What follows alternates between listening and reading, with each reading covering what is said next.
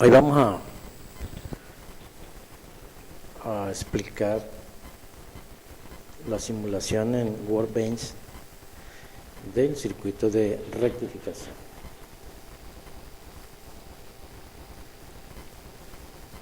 Aquí tenemos un circuito de rectificación simple. Aquí tenemos la fuente de corriente alterna, el diodo 1N4009 en este caso, la resistencia de carga de 2.2 kiloohmios. Aquí colocamos el osciloscopio a la salida para mirar la señal y un multímetro para medir el voltaje. Si queremos medir el voltaje de corriente continua, pues colocamos aquí voltaje y aquí señalamos esta ventanita. Si fuera corriente alterna, teníamos que señalar esta otra ventana donde está la señal SEN. Entonces armamos este circuito por Workbench, que esta es la plataforma, un circuito de rectificación simple. Lo corremos, quiere decir que damos la simulación y observamos a la salida esta señal. Observamos que solamente aparece a la salida las señales positivas de la señal de entrada y las negativas la recorta, o sea, no las deja pasar. Eso es lo que se llama rectificación simple.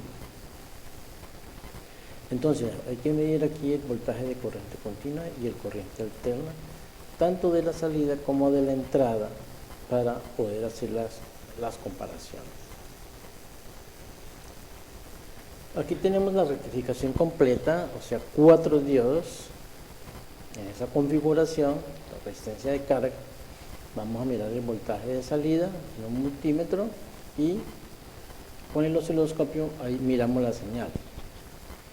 Nos damos cuenta que aquí la rectificación es ahora completa, aparecen tanto las señales en cada uno de los semiciclos en la parte positiva.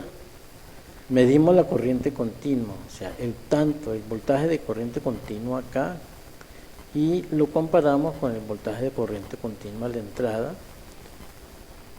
Hacemos esas mediciones tanto en corriente continua como en corriente alterna. Entonces, esa es la simulación de la rectificación. Aquí vamos a hacer un filtrado. Se agrega entonces un condensador de 100 microamperios. Colocamos los mismos aparatos o medidores virtuales que nos da esta opción el Workbench, y miramos la señal nuevamente. Fíjese que ahorita aparece un rizado o ripple, que llaman también, pequeño, y por tanto aquí la corriente continua, los voltajes de corriente continua tienen que ser significativamente mayor que en la simple rectificación. Esto es lo que hace precisamente un condensador, por eso es que a ellos le llaman también filtros, porque filtran y rectifican la señal. Aquí tenemos entonces la medida de la salida de la señal en corriente continua, pero también podemos hacer la medición en corriente alterna. Esta es la simulación de un filtrado, o sea, el condensador en paralelo, pero con el puente rectificador, o sea, con la configuración de 4 diodos. Hacemos lo mismo. Fíjense ahora que en rectificación completa el ripple y el rizado es mucho menor, por eso es eficiente, más eficiente la rectificación completa que la sencilla. Entonces, obviamente que estos valores de voltaje de corriente continua tienen que subir, y ya se parece un poco a lo que queremos buscar, que es un voltaje de corriente continua, o sea, que esto sea una perfecta línea. Entonces, ahí tenemos la filtración de una rectificación completa.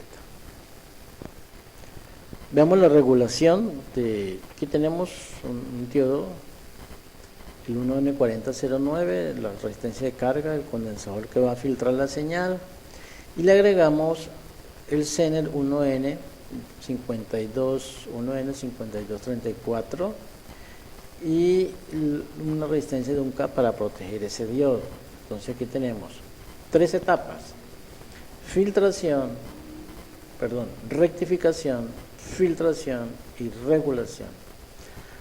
Fíjese que la salida o la vista del osciloscopio ya es una recta, o sea, ya podemos decir que tenemos una fuente de voltaje conformada simplemente por esas 3 etapas.